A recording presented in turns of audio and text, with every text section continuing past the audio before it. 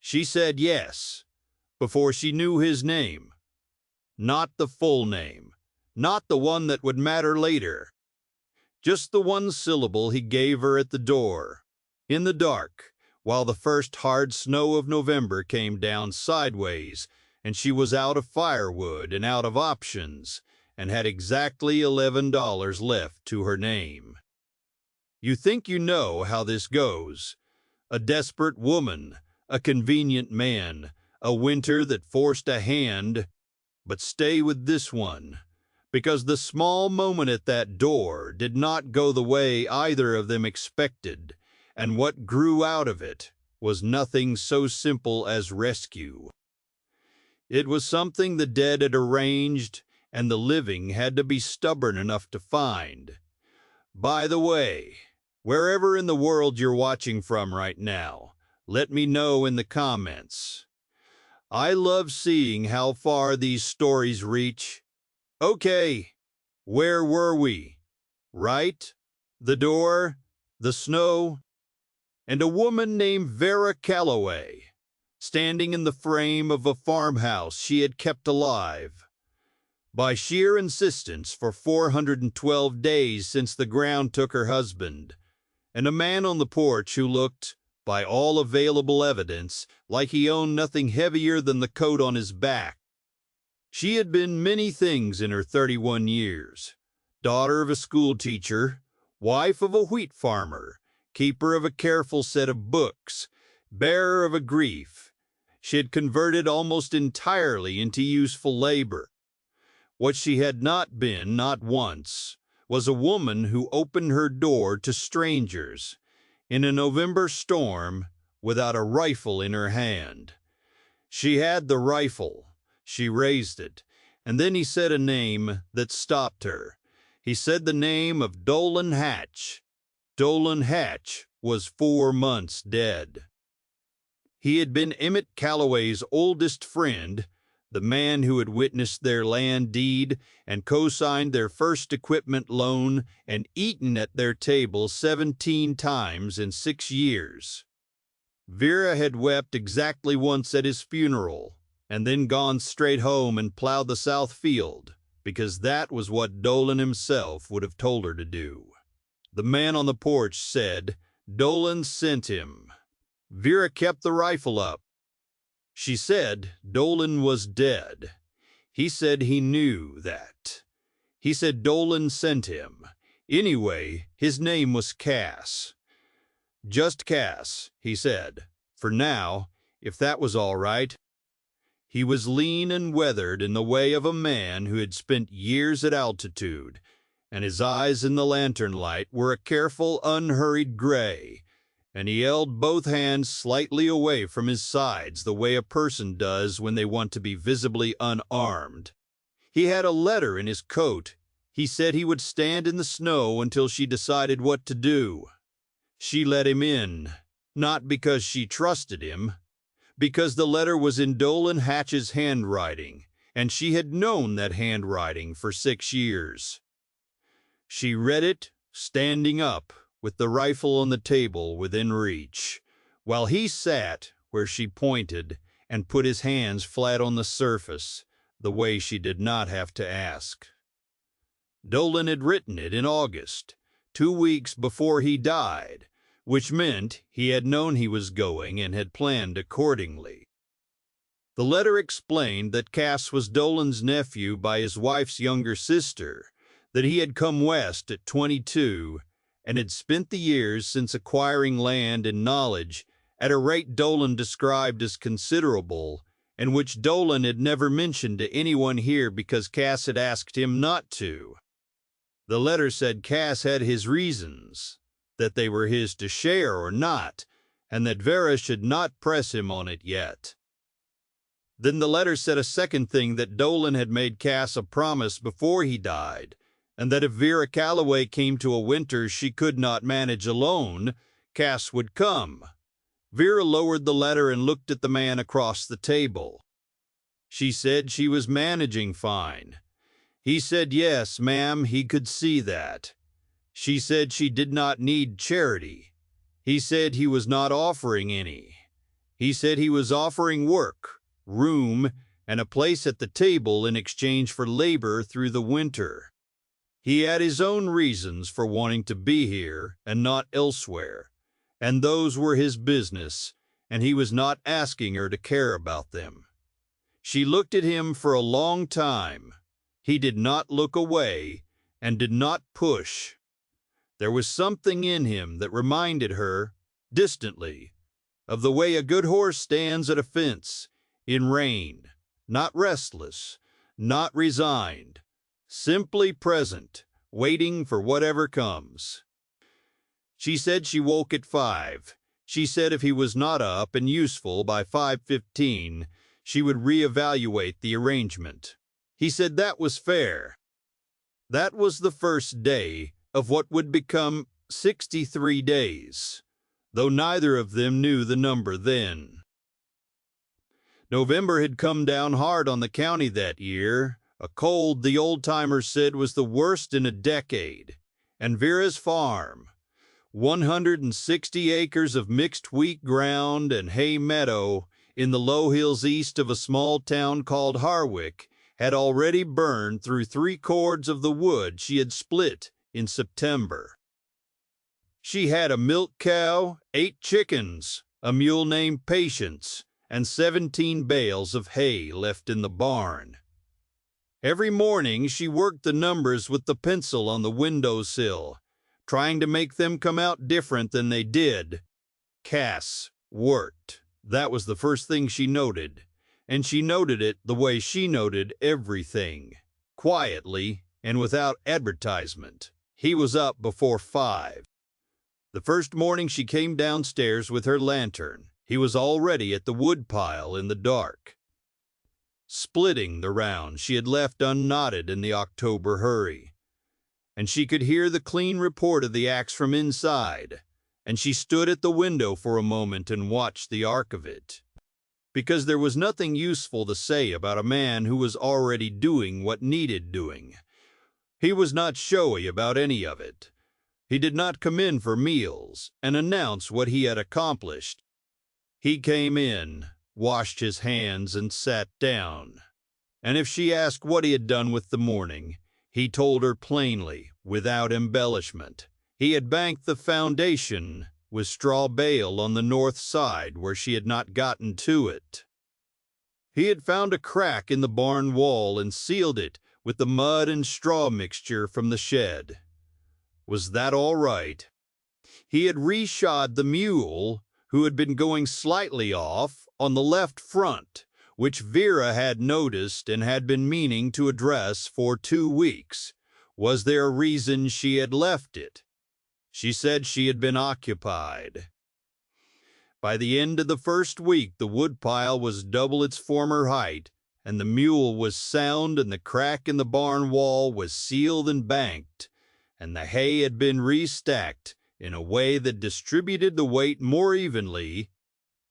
Vera noted all of this in the column of her mind where she kept useful information and said none of it aloud, because the work spoke for itself, and to comment on it would have been a kind of condescension she did not practice.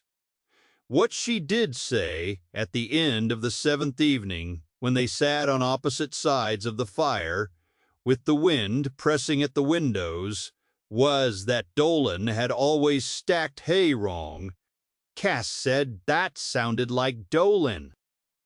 She said Dolan was a man who had his own ideas about everything, and was not always wrong, but was not always right either, and that she had missed him in a way she had not fully expected, given that he was Emmett's friend before he was hers. Cass said that Dolan had talked about Emmett a great deal.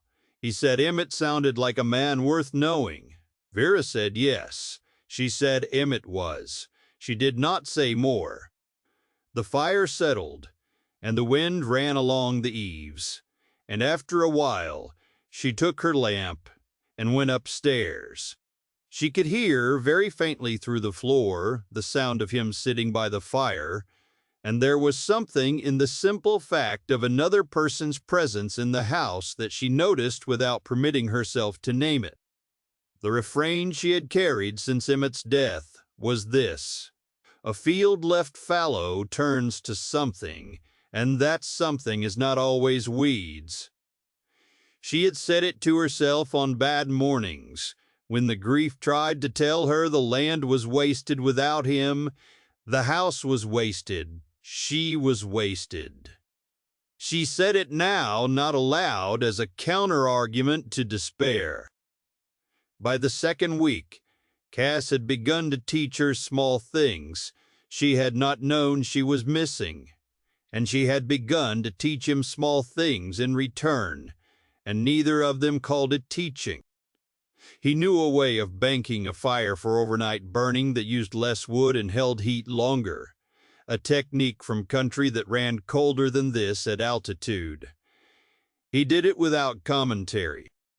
She watched, and the next night did it herself, and he said nothing, and she said nothing, and the house was 4 degrees warmer at 5 in the morning than it had been the week before. What she taught him was the land. Not the mechanics of it, which he knew in his own way, but the specific character of these 160 acres, the way the south meadow drained wrong in a thaw and needed watching, the way the windbreak on the east side had a gap where the old cottonwood had come down in the August storm, the way the creek would ice from the banks inward and needed a daily check through February to keep a drinking hole open for the stock. She told him these things plainly and without warmth she had not yet earned the right to offer, and he listened with a full, unhurried attention that she found, over time, the most unsettling thing about him. Not unsettling in the sense of fear, unsettling in the sense of a level. The kind of instrument that, when you hold it up to what you thought was plumb, shows you a thing is slightly off in a way you have been compensating for without noticing. The third week brought a hard freeze, and the cow's production slowed, and 2 of the chickens required moving into the house, which neither of them commented on as a situation, merely arranged as a practical matter and went on. The evenings grew longer, and the conversations that filled them grew by increment, not in any dramatic progression, but the way water works at stone, one small honest sentence at a time. She told him about Emmett on a Tuesday evening in the 3rd week, not the whole of it, but the shape of it, the 4 years they had had together on this land, the way Emmett had laughed at his own jokes before he finished them, and the way he had died, which was quickly, a bad pneumonia in February, and she had not gotten to say the things she would have said if she had known she said she had gotten used to that. The not having said them, Cass listened. He said he was sorry. She said she knew he was. Then she asked him what his reasons were, the ones he had mentioned on the first night. She said she had waited 3 weeks, and she thought that was enough waiting.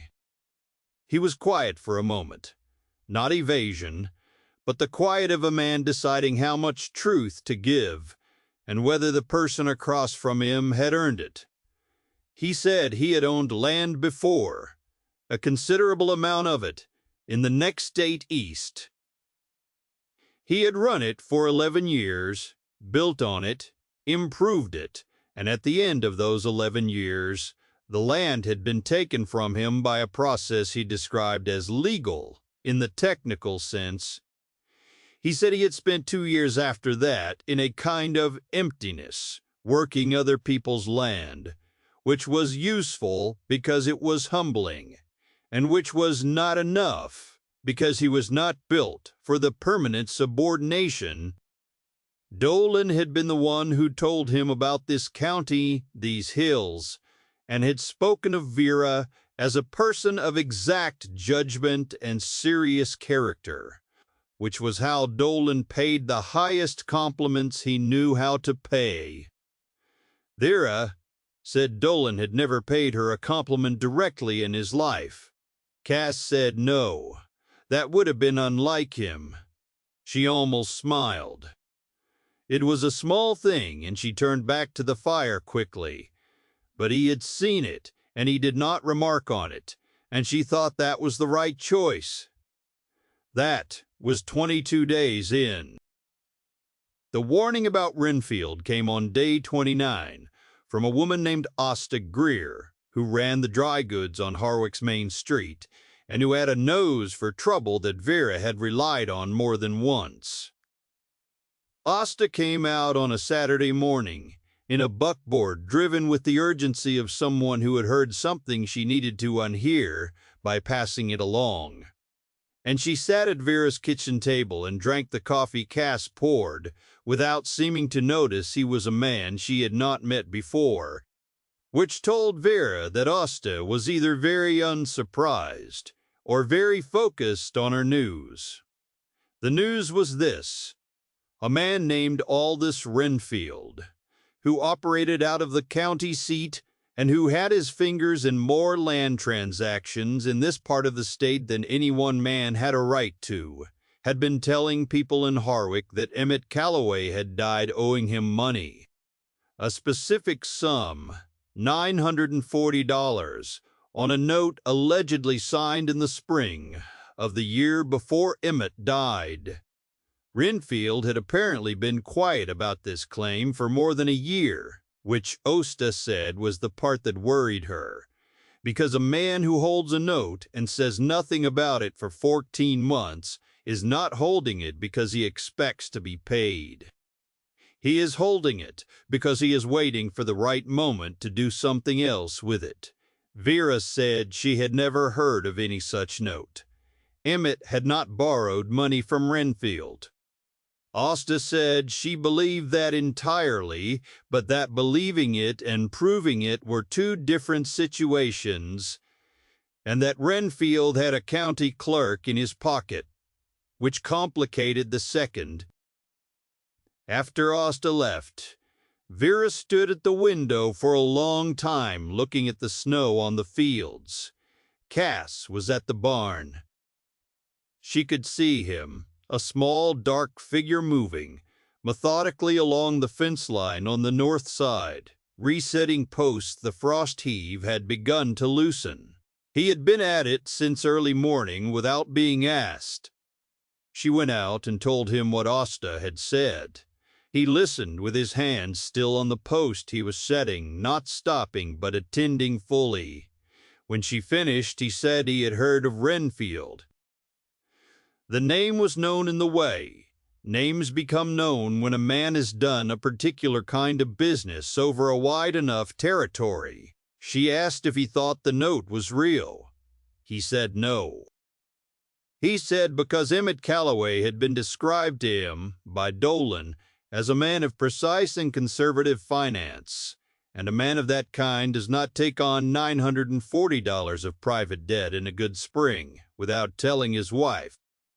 He said Dolan had not been wrong about people yet. She said she thought they ought to go to town and talk to a lawyer before Renfield came to her with the note directly. He said that was his thinking exactly. They went the next Monday, in Vera's wagon, Patience pulling with her restored sound step in the cold air. The lawyer in Harwick was a man named Gideon Farce, 63 years old, with a reputation for slowness that concealed a mind of considerable precision, and who had done the original title work on Vera's land deed. He listened carefully and asked a series of precise questions about the alleged date, the alleged amount, and whether Emmett had maintained written records of his accounts, which Vera said he had, meticulously, in a ledger she still kept. Farce said to bring him the ledger. He said a fabricated note against a man's estate was not unheard of and was particularly common in the 14 to 20 months after a death, when the estate was formally closed, but the widow's legal position was least certain. He said Renfield had done this before, not in this county, but in the one to the north, and had won because the widows had not had counsel and had not had documentation. The combination of her ledger and his office's involvement would change the equation considerably. On the ride home, Vera and Cass did not speak for the first several miles. The fields rolled past under their snow cover, pale and still. Vera said she was not afraid of Renfield. Cass said he knew she wasn't. She said she was angry, which was different. He said he understood the distinction. She said Emmett had worked every acre of that ground with his hands and had not borrowed from anyone he could not look in the face. And a man like Renfield putting his name on a piece of paper and walking into a dead man's reputation with it was the particular kind of dishonesty. Cass said that was rightly stated. She said she appreciated that he didn't try to make it smaller than it was. He said there was no reason to. That was day 31. Renfield came on day 37. He came with two men she did not know, both of them large in the way of men hired for size rather than work, and he came mid-morning when the road to town was passable. He knocked at the door with a manner of deliberate ease that she recognized as practiced. She opened the door. She did not take the rifle from beside the frame, but she did not move away from it either. He introduced himself. He said he was sorry to trouble her in the cold season. He said he had a matter to discuss regarding her late husband's estate. He said he hoped they could handle it simply. Cass came around the corner of the barn at that moment, not running, not hurrying, but moving with a directness that placed him in the yard between Renfield's men and the house before Renfield had finished his sentence. He was carrying the post-hole digger he had been using on the fence line, which was an entirely natural thing to carry if you had been setting posts, and which held as he was holding it communicated a set of information. Renfield looked at him and said he didn't believe they'd met. Cass said that was correct. Renfield said he was there on a private matter. Cass said he understood that. He said he'd wait. The yard held the particular stillness of a situation in which everyone is counting and no one wants to begin. Vera said she was aware. Renfield's note and had retained counsel, and that any discussion should go through her lawyer's office, whose address she could provide in writing if that was useful. Renfield's ease thinned slightly, the way a held expression slips when the holder is surprised by competence they had not anticipated. He said he was sure that wasn't necessary. He said the matter was straightforward. Vera said she was sure it was. She said her lawyer's office would contact him before the end of the month. Renfield looked at her, then at Cass, and said something was going to have to be worked out. Vera said yes, she thought so too. She said she expected Farce's office would be in touch. He nodded in the way of a man noting something for later use, and he and his two men rode out. Vera watched them until they were off the property. She said that was a pleasant visit. Cass set the post-hole digger against the barn wall and said he had had worse. That night after supper, after the fire had settled, she stayed at the table and looked at the ledger and at the lamp and thought about Emmett and about the fact that a person who has been seen clearly once has a harder time settling for less afterwards. She thought about the third page of Dolan's letter, which she had not mentioned to Cass. The third page had said this: the Dolan had talked to Emmett in the last month of his life, when Emmett had known, the way people sometimes know, that he was not going to pull out of what he was in. Emmett had said the one thing he was afraid of was not the dying, but the leaving, specifically the leaving of Vera in an arrangement that was good, but his word, incomplete. By which he meant that she had made herself smaller than she was, and he had let her, because the work of the farm had needed doing, and the work had become the argument for everything else for so long that neither of them had noticed how the argument had become the thing itself rather than the means to it. He wished he had more time. The time he'd had was better than he'd deserved. And he said if she ever found a person who could stand up to her without standing over her, she should not let her stubbornness get between her and the thing itself.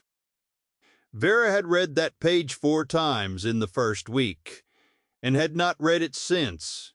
She read it now. She put it down. She sat for a while with the particular quality of feeling that does not require a name, because it is the thing itself. Not a description of it, a field left fallow, turns to something, and that something is not always weeds. She went to the doorway of the sitting room. Cass was by the fire with a book closed in his lap, looking at the middle distance the way he did sometimes, as though reading something not on any page. He looked up. She said she wanted to know the full name. Not the one he had given her at the door, the one that would appear on a document. He was still for a moment. Then he said, Cassidy Renlow Hatch. He said the Hatch was his mother's name, that he had taken it from Dolan's side because it was the family he had chosen over the one he was born into, which was a long story he would tell her sometime. She said she would like to hear it. He said he would tell it. She said she had a second question, and she was going to ask it plainly, because she did not know another way. He said he thought so too. She said she had been thinking about what Renfield had said about a woman alone in these hills, and she wanted to say first that she was not afraid of Renfield, and was not asking this as a protective measure. She wanted that clear. He said it was clear. She said that Gideon Farce had mentioned in passing at the end of their meeting that her legal standing with regard to the estate would be considerably more durable if she were not a single widow, but a married woman with a spouse of established local presence. He said he had gathered that from Farce's tone. She said the point was something different, and here was the point. She had watched him for 38 days, and he had not done one thing she would have done differently. And she did not say that lightly. She had been thinking about his 11 years of building and the losing of it, and she thought a person who had built something once, and lost it, and come back to the beginning, had either learned nothing, and she thought they were the two of them, the right people for this land. She said she was proposing. He looked at her for a long moment. The fire moved. He said yes. Just that. One word. Unadorned. Settled. She said she wanted him to understand she was not doing it as an obligation to Dolan, or as a legal convenience, or because of the winter. He said he knew she wasn't. He said he was saying yes because of her. She said that was the right answer. She turned back toward the kitchen to make coffee, that it was too late in the evening to make, but that she was going to make anyway, because her hands needed something to do, and he did not follow her immediately, which was right. And she stood at the stove and listened to the wind, and felt the weight of the house settle around her, in a way it had not settled in 452 days, not lighter exactly, but more evenly distributed, the way a load carried on one side shifts when a second pair of hands finds the other end. They were married 9 days later in Gideon Farce's office, with Osta Greer as witness, in the way of people who do not need ceremony to mean what they mean. Farce drew up the deed amendment in the same session and filed it that afternoon at the county office, and he also filed a formal response to Renfield's note claim that included a 17-page documentation of Emmett Calloway's account ledger, certified copies of which went to the county seat court and to 2 neighboring counties where Farce had discovered Renfield had similar actions pending. He said it was possible the note would not survive examination, and that the resulting scrutiny might be inconvenient for Renfield in various directions at once. He said it with the mild tone of a man describing the weather. Renfield came back on day 61, a Wednesday in mid-January, and this time he brought 4 men, and a document he said was a court order from the county seat. He came to the door with the same measured knock, the same deliberate ease, and Vera opened it and looked at the document and said she would need a moment, and went to the table where Farce's response and the amended deed and the certified ledger copies, because she had arranged them 2 days ago when Osta had sent word that something was moving at the county seat courthouse. She came back to the door and handed him Farce's filing number and the deed and the name of the circuit court judge in the next county east, who had, as of the preceding Friday, opened a formal inquiry into 3 of Renfield's note claims on the basis of a pattern of fabrication. She said she thought his document would have a difficult afternoon. Renfield read what she had given him. He read it twice. The 4 men behind him stood in the cold and said nothing. He looked past her at Cass, who stood at the kitchen table with his hands at his sides and his expression of absolute level attention. Renfield said something was going to have to be worked out. She said she expected Farce's office would be in touch. He rode out. He took his 4 men with him. He did not come back. Vera stood at the door until they were off the ridge, and then closed it and stood in the entry in the quiet. She said out loud to the room that it was a field left fallow, not a ruined one. She said Emmett had known that better than she had. Cass said nothing. He came and stood beside her, and she felt the warmth of him at her shoulder, and they both looked at the closed door and the light through the glass and the snow on the hills beyond it. February came in with the ice on the creek, exactly as she had said it would, banking from the edges inward, and every morning she or Cass or both of them went down with the axe and opened the drinking hole, and the cold went on doing what cold does, indifferently, without malice, the way the land always was. The way you had to be, too, to stay in it. On a Sunday in the last week of February, she took him to the South Meadow and showed him what she had learned about it over 6 years. The exact location of the underground seep that made the South Corner pool in a wet spring. He walked aground beside her and looked at what she showed him, and added to it what he saw from his own experience, which was different from hers but not contrary to it. And she thought that this was how knowledge got made, not by one person carrying all of it, but by 2 people carrying different pieces of the same thing. She thought about what the letter had said. Incomplete. She thought that was not the right word for it now. He found his footing in Harwick slowly, the way a careful person does, not announcing himself, but simply being present in a way that became familiar, and then trusted. The people who knew Vera vouched for him by implication, which was the way things were vouched for in a small place, and after a while he was simply Cass Hatch, the man at the Calloway place, and then, more accurately, the man at the Hatch place, though the name change on the survey was a later thing, done with the kind of unhurried deliberateness with which they did most things. In March, he told her the long story of his name, the choosing of Hatch over the name he was born to.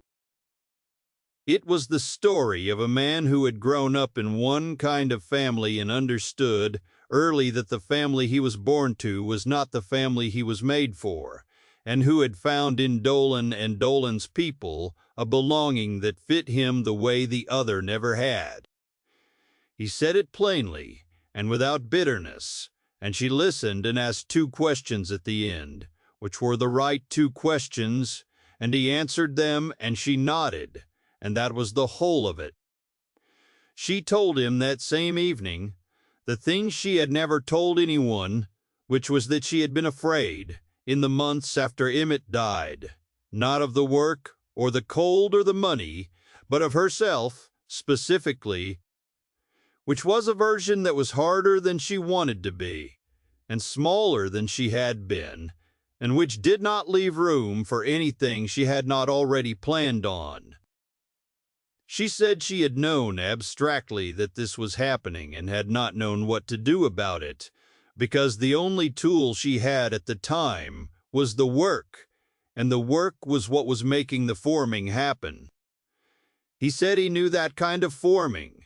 He said it was what had happened to him, too, after the land. And the cure he had found was not more work, but a different kind of attention. Attention to things you had not planted. The particular quality of light on a February field, the way a well-built wall sounds different from a poorly built one when you knock on it in the cold. She said she had noticed that about him. The attention. He said he had noticed it about her, too. They were on the porch in the last of the February light, which came in low and pale and clean off the snow, and the hills to the east were the color of old silver, and she had her hands around a cup and he had his on the rail, and the world was doing what it always did, which was proceed without commentary. She said she wanted to go back for a moment to the first night, to the question of whether he had read all of Dolan's letter. He said he had given her the letter sealed. He said Dolan had told him it was for Vera Calloway, not for him, and he had carried it that way. She was quiet for a moment. He said he had his own letter. Dolan had written him separately.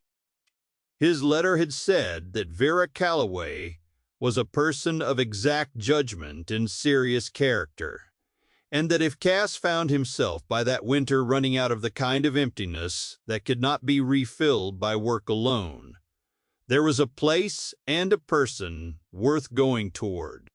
She asked what else his letter had said. He said it had said one more thing, that Dolan had watched 2 good people learn to survive without each other, and that surviving was fine as far as it went, but that it didn't go as far as living, and that he thought, and he hoped it would be before one of them did something irreversible like sell the land or move to a city. Vera looked at the hills. She said that sounded exactly like Dolan. Cass said it did. She said she was glad he had not sold the land. He said he was glad she had not moved to a city. She almost laughed. It was not almost, actually. She laughed, briefly, and with her whole face, and he turned to look at her and did not hide that he was glad to see it, and she did not hide that she did not mind being seen.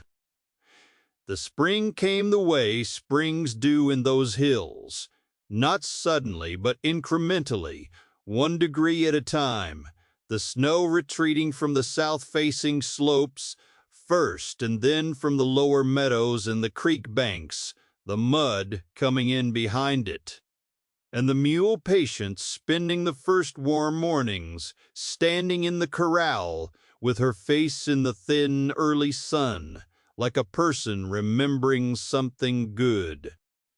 They broke the South Meadow ground in April, the two of them working the section together, Vera running the lines and Cass handling the heavier braking work, neither part straining against its grain. The wheat went in at the right time, and the hay meadow was cut on schedule, and the fence line that had spent the winter in progressive repair was complete by the end of May. Vera put a nail in the wall beside the window where the crack in the barn had been, not to mark a victory over Renfield or a solved problem, but because she wanted to remember the morning she had watched a man she did not yet know doing the thing that needed doing before anyone had asked him to. In June, a letter came from Gideon Farce's office to say that Aldous Renfield had been formally sanctioned by the Circuit Court for fraudulent note claims in 3 counties, and ordered to dissolve 2 pending proceedings and to refund monies collected in 1 prior settlement. Vera read it and set it on the table, and did not spend more than 2 minutes on it, because 2 minutes was the appropriate amount of time to spend on the end of a threat that had not, in the end, taken anything it came for. Cass read it and said it seemed to have resolved. She said yes. He said Farce was a useful person to know. She said she had thought so for some years. They had a supper that evening that was better than usual, not because it was a celebration particularly, but because June was the month when the garden came in and the chickens were laying well, and there was a certain abundance that it would have been a waste not to honor. They sat at the table past dark with the windows open and the smell of the turned ground coming in on the warm air, and talked about the fall rotation in the fence section not yet finished, and whether the mule was showing her age, and also about other things, smaller things, the kind that fill an evening between people who have learned to use the silences well. He told her about the land he had built before, the 11 years of it, the specific quality of the country there, the way the mornings had looked, and he told it without grief, now or with a grief that had been set into its right proportion, the size of something honored. She listened and asked questions, and she thought about the fact that a person's history is not the person, but is the material the person is made from, and that you could learn a great deal about what a thing was built of by looking at what it had been through. She thought about Emmett. She thought about him the way she had learned to, with the clean affection of a love that had completed itself, that had been what it was fully and had not been cut short so much as set down at the end of its own length, the way a road ends at a river, and you find a different road on the other side. She thought Emmett would have liked Cass. She thought he had, in a way, chosen Cass. Through Dolan, the way a person who loves someone well enough looks further ahead than the beloved and trusts them to catch up. A field left fallow turns to something, and that something is not always weeds. She said it aloud that evening for the first time, not to herself but to Cass, to the open window and the dark garden and whatever else was listening. He looked at her. She said it was something she had been telling herself for a long time, that she had meant it as a defiance, a way of saying she was not ruined by the grief. But what she understood now was that the fallow was not just the waiting, but also the preparing. The way ground that has not been planted is gathering what it needs to grow something different than it grew before, and that you could not have the different thing without the fallow. He said he thought that was exactly right. He said he had needed his own fallow, the 2 years of other people's land, the humbling, the beginning again. He had not been able to see it as preparation while he was in it. He could see it now. She said that was the nature of it. You could only see the shape of a thing from the far side of it. He said yes. She said she was glad they were on the far side. He said so was he. The summer deepened and the week came up, and the hay was good, and the creek ran clear, and the hills went the color of gold and bronze that they went in August, and she and Cass spent certain evenings at the East Ridge, the slight high ground at the property's edge, where you could see both the near work of the farm and the far distance of the country beyond it. She thought this was the thing she had not known she was missing, not the labor shared, which she had managed alone, but the looking shared, the small ritual of standing at the edge of what you had made. She thought about what Emmett had said through Dolan's letter. Incomplete. She thought, not any more.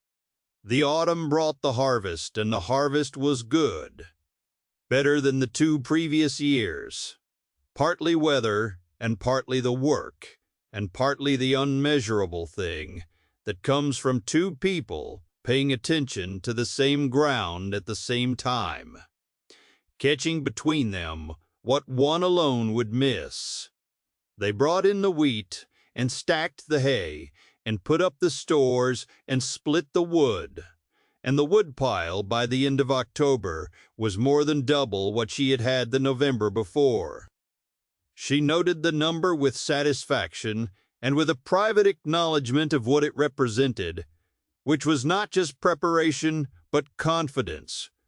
The confidence of a person not working against the coming cold, but simply alongside it. On a morning in early November, exactly 1 year and 12 days after the first night, she found him at the woodpile before 5, splitting the last of the autumn rounds in the pre-dawn dark. She stood at the window with the lantern, the way she had stood that first morning, and watched the clean arc of the axe, and thought about how a year changes the meaning of a sight, while leaving the sight itself unchanged, and how meaning is built by nothing more or less than the accumulation of days in which 2 people chose to be honest and useful and present with each other. She made the coffee. He came in and washed his hands and sat down. She set the cup in front of him. He said the woodpile would last them. She said she knew it would. He looked at her across the table in the lamplight with the same look it had been since somewhere in the 3rd week of that first winter. The one she had eventually understood was not assessment but recognition, the look of a person who has found the thing they were looking for and is still slightly surprised by the finding. She said she had something to tell him. He waited. She said the something would require an additional cord of wood come February, and probably another 6 weeks before the something could manage the walk to the East Ridge, but that the East Ridge would wait, and that she had told Gideon Farson he had said the existing deed language was entirely adequate and no amendment was required. He was very still for a moment. She watched him take it in the way she had watched him take everything this past year, with a full and unhurried attention that did not rush to the feeling, but arrived at it without theatrics. And when it arrived, it came the way the first light comes over the eastern hill on a clear morning, not suddenly, but with a totality that makes everything it touches visible. He said her name. He said it the way a person says a word, when the word has stopped being only a word and has become the whole of what they mean. He put his hand on the table, and she put hers on his, and the lamp burned between them, and outside the morning came on, and the woodpile stood in the yard, and the wheat ground lay prepared under its frost, and the cow and the mule breathed their quiet breath in the barn, and the hills held the light as they had always held it, without preference. Without promise simply, and without end, a field left fallow turns to something, and that something is not always weeds.